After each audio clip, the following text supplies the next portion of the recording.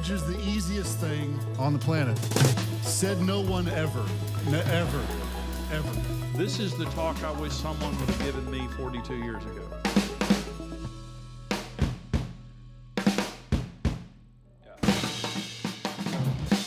Okay, here we go.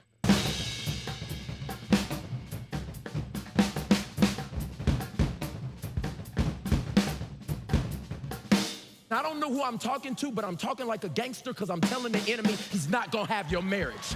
Somebody needs to hear me in this place. He's not going to have your marriage. Say it, baby. Say it. When you say I do on your wedding day, you're promising in advance, in sickness and in health, for better or for worse, you'll never face a struggle without me.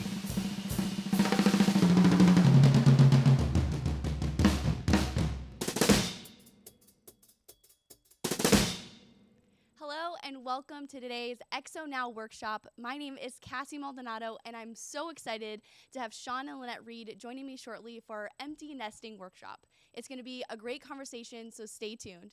Before we get started, I want to give a few more minutes for people to join in. So if you're already here, give us a shout out in the comments of where you're watching from. I'm going to go to our comments and see. So go ahead, go do that right now. We have Jonathan watching from Grapevine. Hi, Jonathan. Thank you for joining us. Let us know. We want to see far and wide. Are you watching from a different country? Let us know. Are you watching on XO Now? What's your favorite thing on XO Now? We're so excited. Thank you so much for watching. After today's teaching, Sean and Lanette will stick around to do a private Q&A session exclusively on XO Now. Send in your questions throughout the workshop and go to sign up for a 7-day free trial at xonow.com. The entire workshop is streaming there as well as the private Q&A session that will only be on XO Now.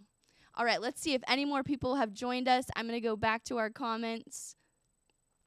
All right. Oh, wow, we have Cole from St. Louis, Missouri. I love St. Louis. Love St. Louis. How about them Cardinals? All right. We have Argyle, Texas. We have Alberta, Canada. Oh, Canada. I'm from Michigan. I see you. The North is watching. Awesome. Guys, I'm so honored to be joined by Sean and Lanette Reed for our empty nesting workshop. With over 20 years of pastoral experience, Sean and Lanette Reed have a unique way of presenting the truths and practical tips that help couples thrive. They are both builders who have dedicated their lives to building others. With their books, YouTube channel, and podcast, Marriage in Transition, they are passionate about building healthy families that leave a legacy.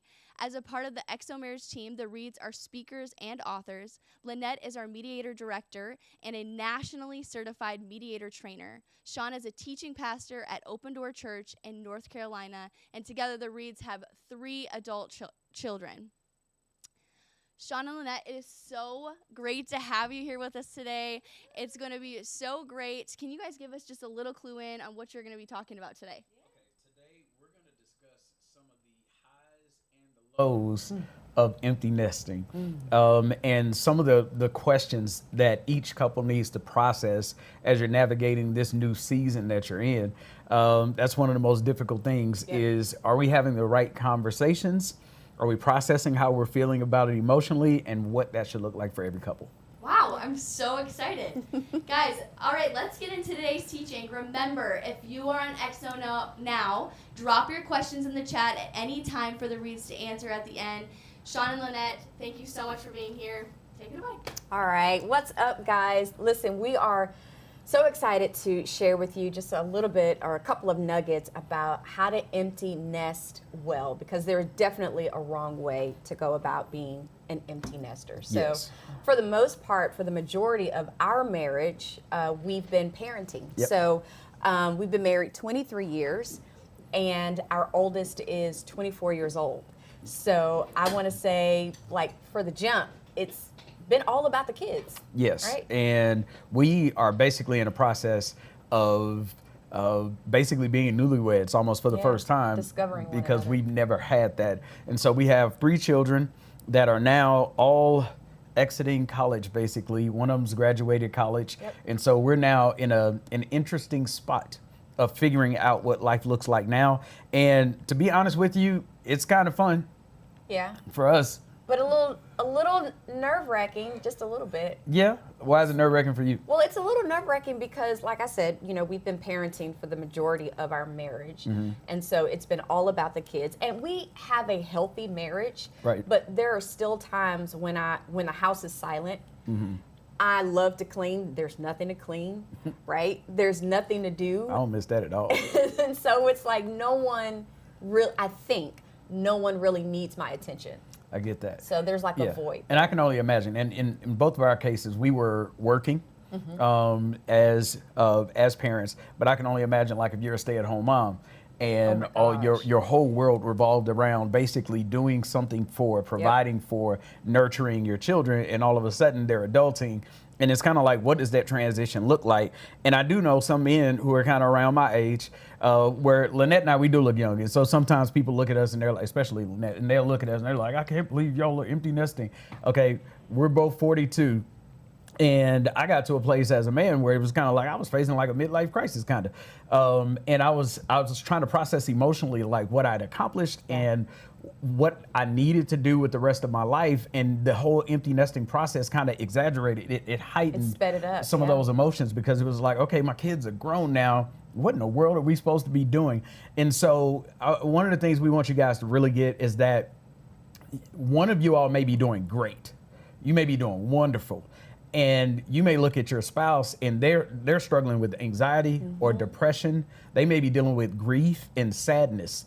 And you have to be careful that even though you're doing well and you're ready to streak through the house naked, right? Your spouse may be on the other end of the emotional spectrum. Right. And we have to make sure we don't guilt trip them because they're feeling a certain way about their children leaving the home. Don't rush them and then don't push them, right? So, like, okay, for instance, so when the third child left the nest, Sean was excited. Like, he was happy. He was the one that was like wanted to run around the house naked.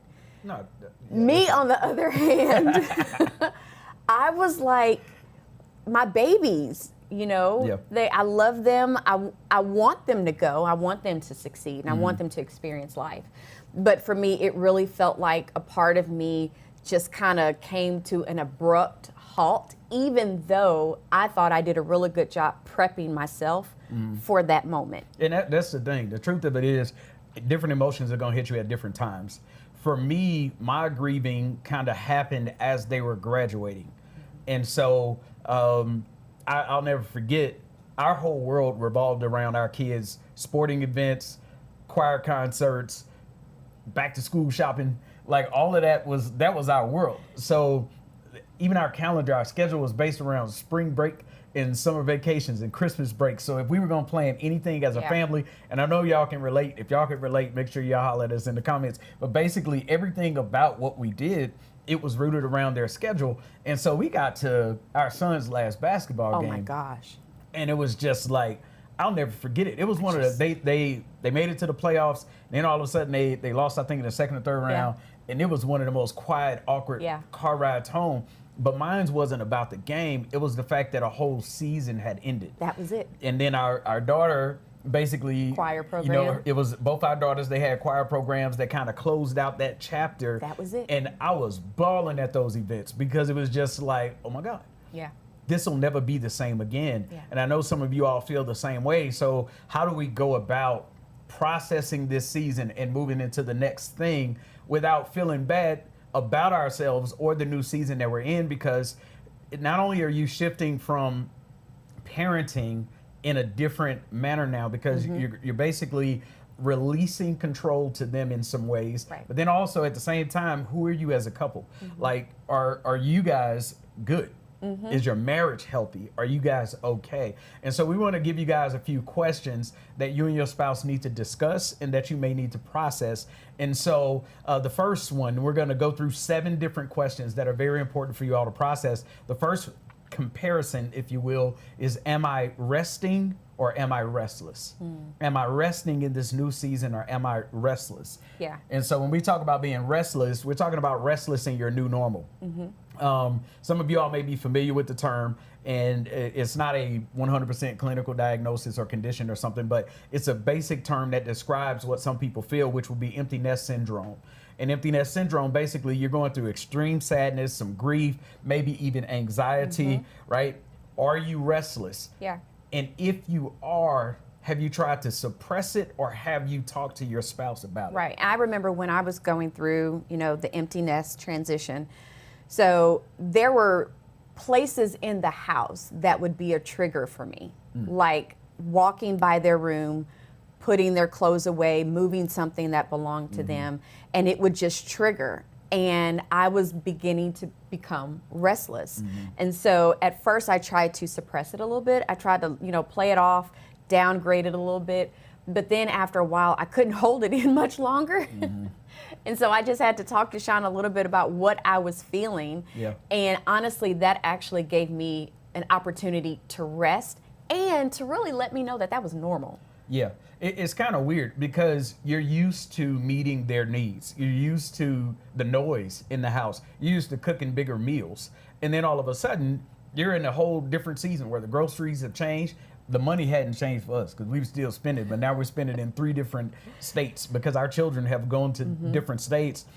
But there's this feeling as if they need your care, but they aren't there. So really they're grown and they're off on their own, and you're having to process how do you continue to go on. But what we want to challenge you all to do is to think about how do you rest in this new season. And what that really means is that you guys are going to have to reconnect emotionally, and you're going to have to reconnect physically. As a couple, you have to find yourselves again. One of the things that Jimmy Evans talks about in the 4 laws of love are the 4 priorities. And one of them is you want to prioritize your spouse, that they're your number 1 priority, and that your children come after that.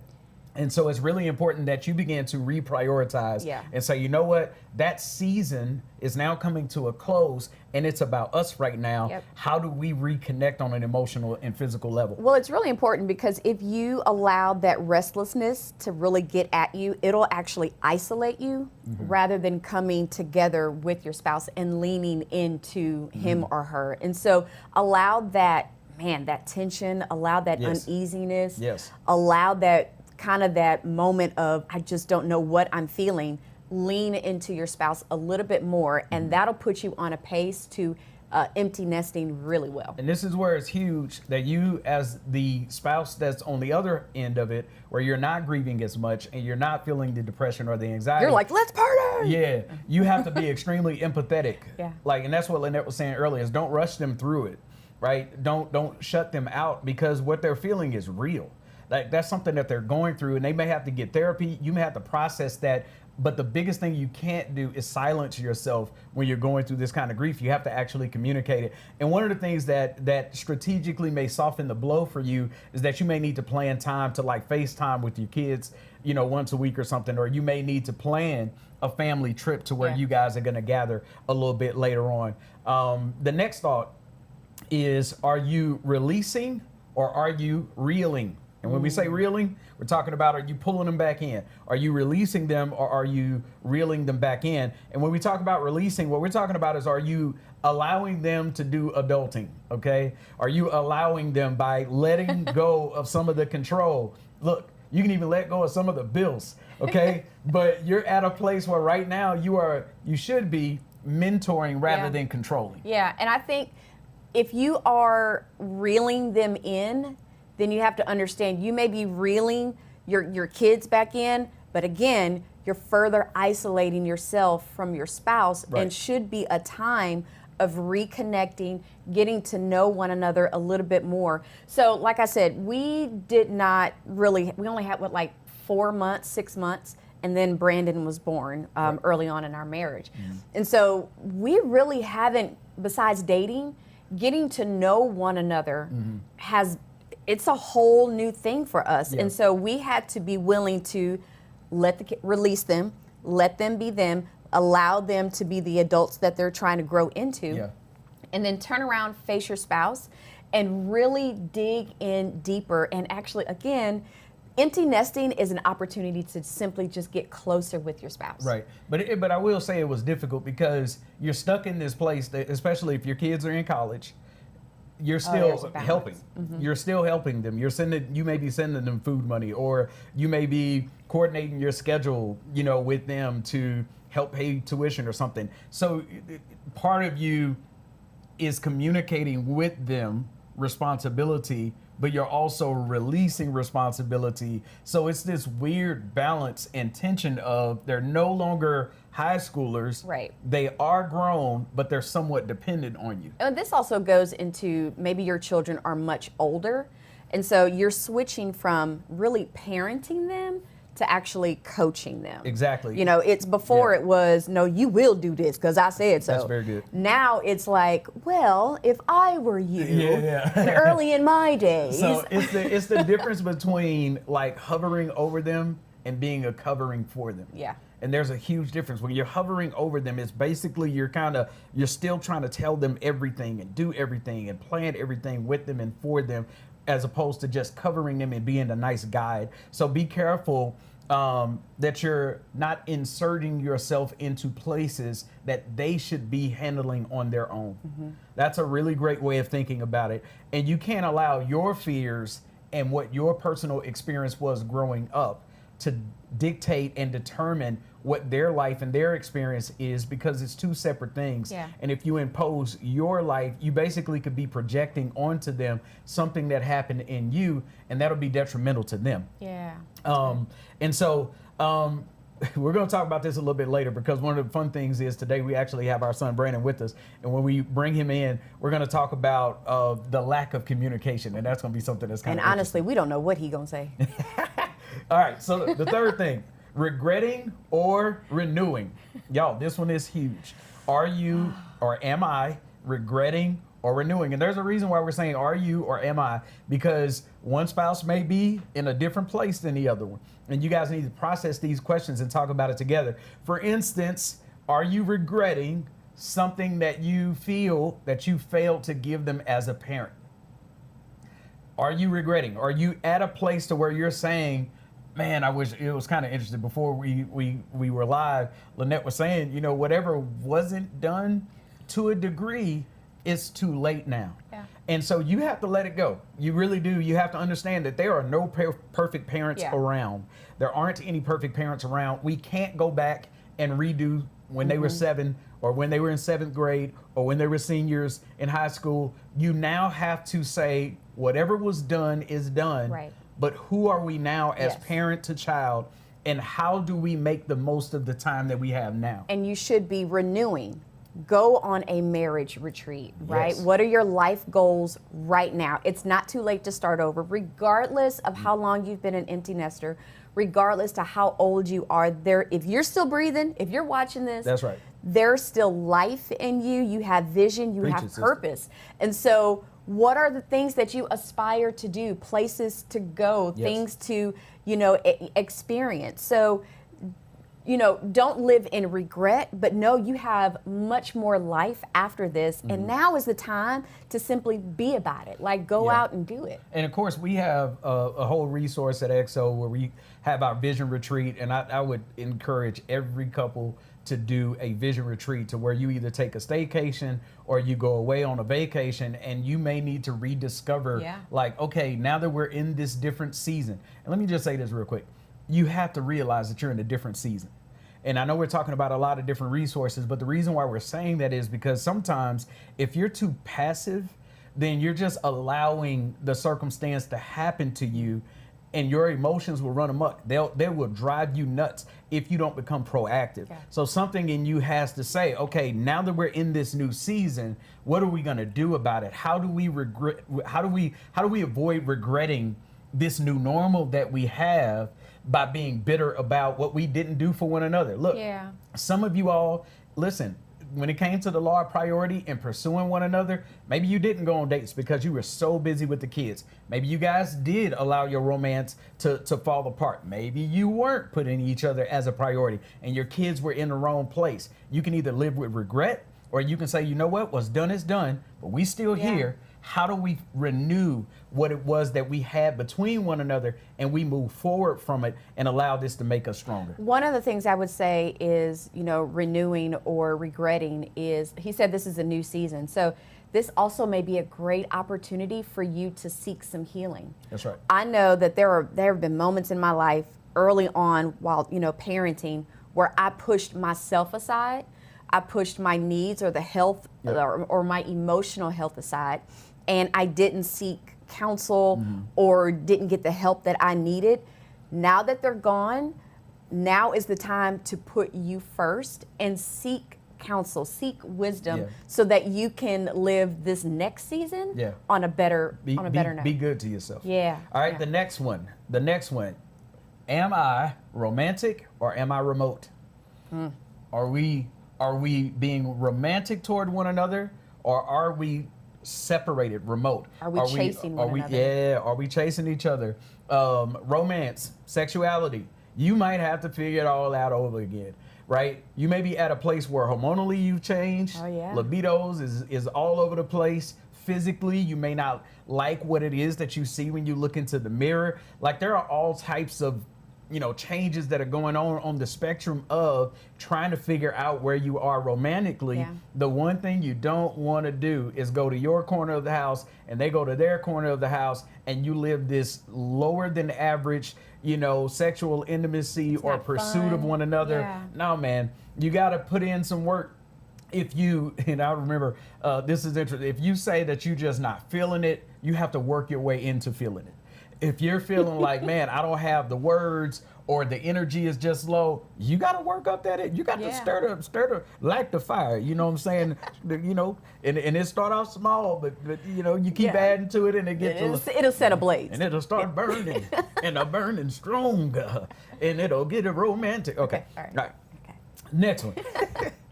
Are you involved in recreation, or are you regressing? Oh. Okay. Now this one is just good for your physique, right? Yes. You need to, if you want to live a full life, all right, you're not chasing kids around anymore. Right. You can't get your 10,000 steps in that way. Now is the time to put your physical body first. Yeah. And that could look from...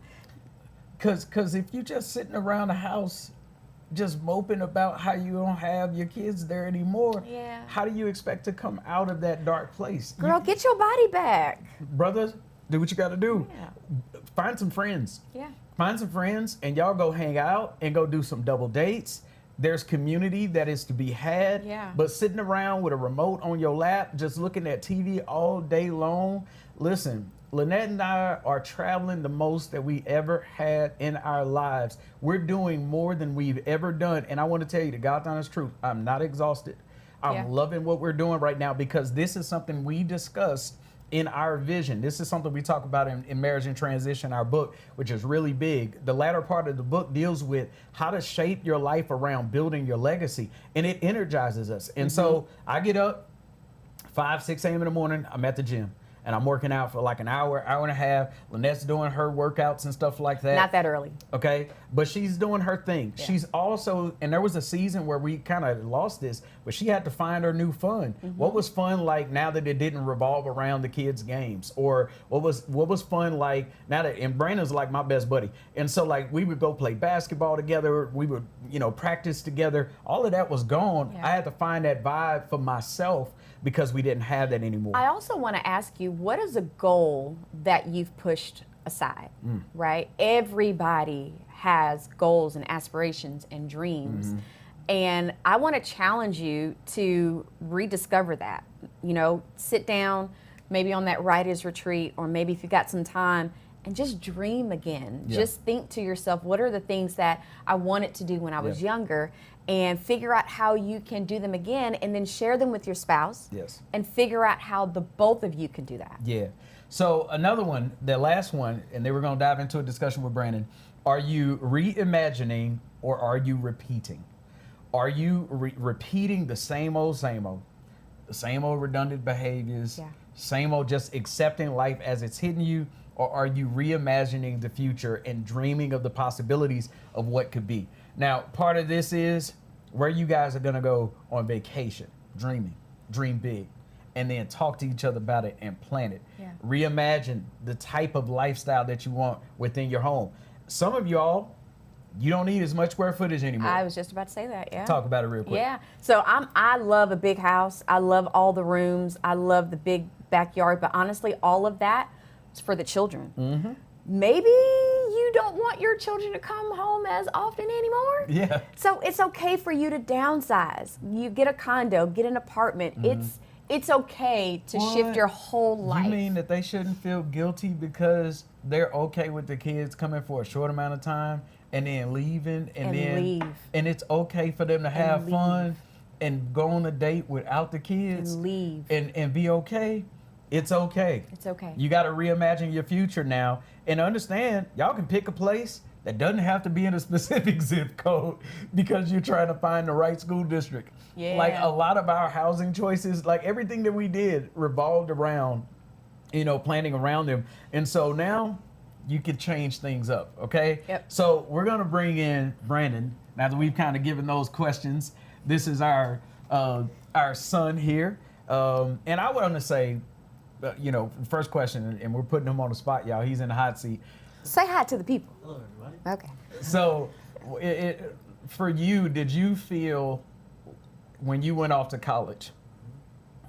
Did you feel like we released, or did you feel like we were kind of controlling?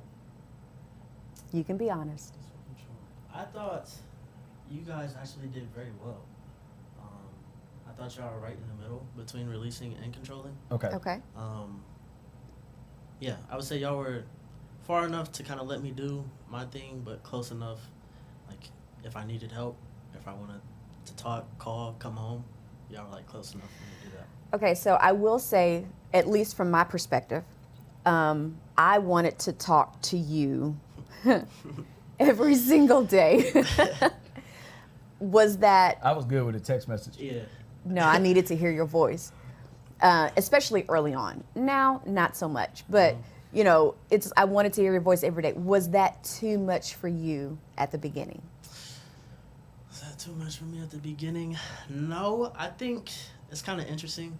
So obviously, in high school, living in the house, most of the conversating and stuff is done before school. Yeah.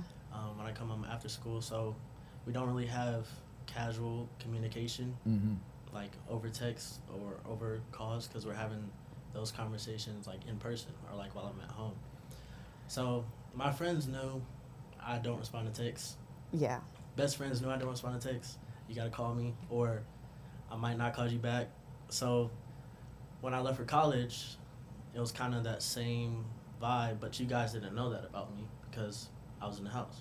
So I would just talk to you in person. So you guys are like learning that I have no communication skills, basically. So it's kind of like a weird aspect that you were getting used to. That's and true. I was also getting used to. So what you're saying is it wasn't personal? Not at all. That he wasn't responding. Come on, parents, listen. Yeah. Don't take it all so personally that they don't want to talk to you as much. But at one point, we did end up talking. We did end up talking to you, saying, "Hey, look, man. Sometimes we're calling. We need to know how you're doing, or we're checking up on you." So I think at one point we kind of agreed to like a once a week. Yeah. Make sure And that it got you. better. It did. Yeah. Did some of your friends though that they struggle with their parents like being too involved, basically with every decision that they were leaning in on their parents pretty much to decide for them their future? Yeah, it was on both sides. Some were really controlling, and that kind of drove their kids away. And then some just let their kids, do whatever. And some kids, when they were at home, their parents were super controlling, couldn't do anything. And then once they got to college, obviously they have that freedom, and they kind of just go crazy. So, like I said, you guys kind of had like a balance. Yeah, between both. and I think that's a natural response. That if we're too controlling, after a while, that little taste of freedom, once they're out, they're just gonna kind of go wild. So there is this this idea that if we aren't completely involved, if we aren't involved in every decision, that they're gonna lose it. Yeah. But for you, as the first one to leave the nest, it's different for you. You didn't require as much conversation, whereas our younger two, Brianna and Brittany, they want those phone calls. Yeah. In fact, if you don't call Bree, gosh. she you know, her response is just kind of one that's totally different. So each child is different. What, as you kind of are branching out on your own, you're making your own decisions, what do you feel that you do need the most from us as you're kind of stepping into different places? I think, you know, as I'm getting older, obviously 23, about to be 24, it's kind of like the adulting things, taxes, like insurance, you know, stuff like that I did not think about at 20 going to college. So even back then, there's things now that's changing as I'm getting older that, you know, I'm kind of getting into. So, like I said, just, you know, like being close enough to where I can just go and ask, get help for that. Kind of like you said, like the covering. Yeah, I think that's. So, you know, fast forward, you're done with college, Bree's done with college, Brittany's almost done, and you guys are everywhere, right? Kids in New York, all that good stuff. New York, Oklahoma City, and Texas. So one of the things that we did, I think maybe about a year ago, was we started having weekly or every other week FaceTime calls with the family. What does that do for you? Like when we have those calls with everyone? I think for me that kind of like grounds me in a way. Just kind of shows that, you know, you guys, despite your schedules, our schedules, that you're making time, reaching out, still being close. So like I really appreciate that. And I think this kind of goes with the last question you asked, like what do you need from me? Kind of ties into the FaceTime. I think, you know, once it's kind of past adulting, you kind of just become like friends, if that makes sense. Yep. Yeah.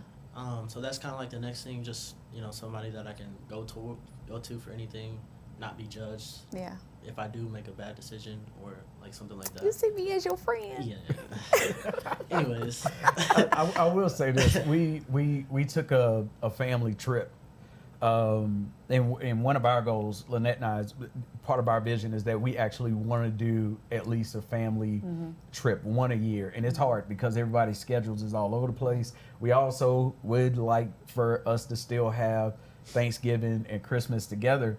And I'm going to tell you, one of the hardest times of empty nesting Holiday. for his birthdays, he couldn't come home. Those was like finals weeks because his birthday was in early December. He couldn't come home. We couldn't always get there. And then sometimes our daughter couldn't come home for Thanksgiving. So that was frustrating for us. And we would still FaceTime. And that was, I will say, if there was a moment for me where I was really bothered by it, it was in those moments. But we had to come to grips and say, it's not the end of the world. We're just going to make sure we spend some quality time on FaceTime, and then we'll make up for it at the next holiday. Those parts were really frustrating. But then I guess that's why we want to kind of make a conscious effort to say, hey, let's get together and let's have these special traditions that we can maintain. One of them was we did this little Pigeon Forge Gatlinburg, you know, family trip. What was that like for you when we all got together? Because I think y'all said that it was one of your favorite times that we had together. That was probably one of the best trips that we've taken. Again, I think that just shows, you know, that y'all are reaching out, trying to plan and everything. But kind of like with my friends, especially in college, people come from all over and then they go back to, you know, to where they came from, or they move for jobs and everything. But you still keep those connections in the way that can, in any way that you can. Like how you guys said, FaceTimes, or like I'm planning a couple trips this summer to go see them. So kind of like the same thing, kind of like, you know, in that friends group, you want to maintain your friendships, and you do that however you can. So. Man, thanks, Brandon. I appreciate you, man. Really, really, really appreciate You you didn't for being embarrass on. You did great. You did great. So hopefully, guys, as we transition into this next section where we do our Q&A, we're really hoping that this is going to be beneficial for you guys. And I do want to say again, empathy is the key for all of this. It's having a heart that says that I may not feel how my spouse feels, but they matter to me, so their perspective matters to me. And we're gonna create the right atmosphere to be able to discuss what we're going through without shaming them for feeling how they feel. Like if you are really grieving and they're celebrating, it should be okay on both ends, and we don't shame each other because of that. Yeah, I think that's why, like, grabbing the book Marriage in Transition, or listening to the podcast, we talk a lot about just navigating those seasons, because you're going to go through the same struggle or the same situations, but you're going to go through them a lot differently than one another. And being able to create, like you said, that atmosphere, a safe place to articulate what you're feeling. You're not there yet. I'm past where you are. It really does create this new world that you have the opportunity to build with your spouse. And empty nesting doesn't have to be a bad thing. Right. It doesn't have to be hard. It should be a great thing because it means that you've done your job. Yeah. Right. Parenting is always, I mean, it's a lifelong goal, but honestly, it is a shift that you've done your job. They're grown. They're going to be okay. And that's one of the things that you have to realize. They're going to be okay. They may not do everything perfectly, but they're going to be okay, and everything's going to be all right. Yeah. I think it's going to be good. So just being able to have fun, like get back to where you focus on your marriage. Yes. Putting you guys first, prioritizing you. Some of you guys, you had to work a lot to provide for the whole family. Like, do you have to work as much now? Yeah. Now that it's just you and your spouse, can you cut back on those hours? Yeah. Can you cash in on those vacation days that you had just building up? Praise the Lord. And can you guys go out and explore new things? And so, again, empty nesting you don't have to go through empty nesting syndrome in a negative way. Right. But you can actually go through it really well, have a great life and a great marriage.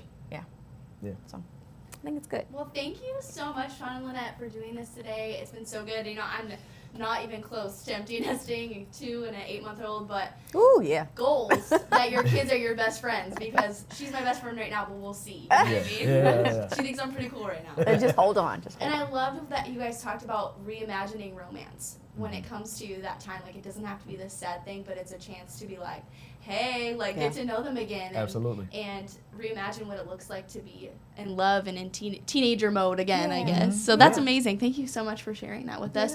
And if you haven't read Marriage in Transition, I love Marriage in Transition. I wish we would have had it our first year of marriage, because there was lots of transitions in those first 5 years. So it's a tool for us. So if you haven't read that, grab that from our store today. We are headed over to XO now for an exclusive Q&A session. If you aren't a subscriber, head over to xonow.com to start your 7-day free trial to be part of our Q&A session. Along with today's workshop, XO Now features hours of marriage content, as well as our brand new program, XO Fitness. Thank you so much for watching today on YouTube. If you're on XO Now, don't go anywhere. Our Q&A session starts right after this video from our newest content, XO Fitness. Check it out. All right, welcome XO family. Hi XO family, this is Paulette Monroe. My name is Matt. My name's Rachel Gilbert. I am Amy. My husband Tim is going to be showing you the modifications, so feel free to follow him. Here we go in 3, 2, 1.